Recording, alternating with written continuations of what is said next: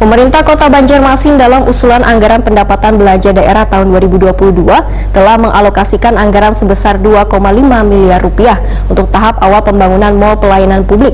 Usulan itu pun dibahas Badan Anggaran DPRD Banjarmasin bersama Dinas Penanaman Modal Wan Pelayanan Terpadu Satu Pintu di ruang rapat paripurna DPRD Banjarmasin jelang tengah hari Kamis 12 Agustus 2021. Pemirsa, berikut untuk kabar selengkapnya. Pemerintah Kota Banjarmasin dalam usulan anggaran pendapatan belanja daerah tahun 2022 telah mengalokasikan anggaran sebesar 2,5 miliar rupiah untuk tahap awal pembangunan mal pelayanan publik.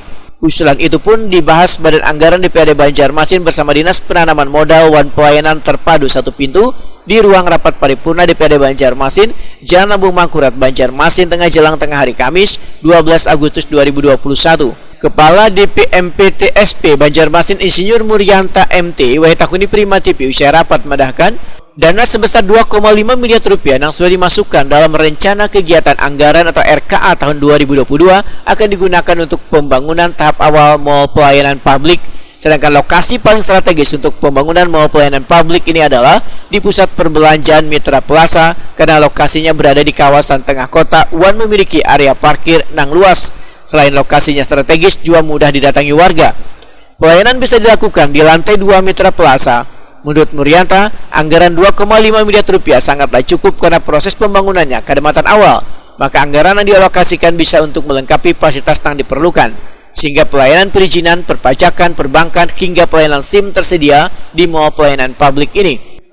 Konsepnya adalah untuk memudahkan masyarakat pada satu tempat mengurus izin apa saja.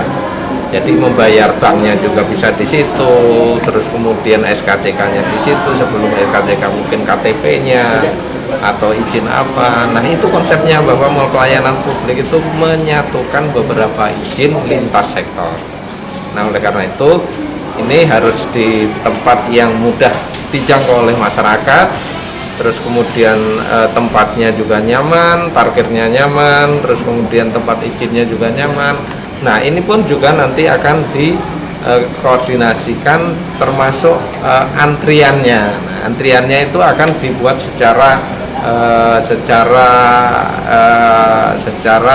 online yang nyaman lah, ya kayak mungkin di bank lah. Tapi kalau bank kan khusus hanya bank aja.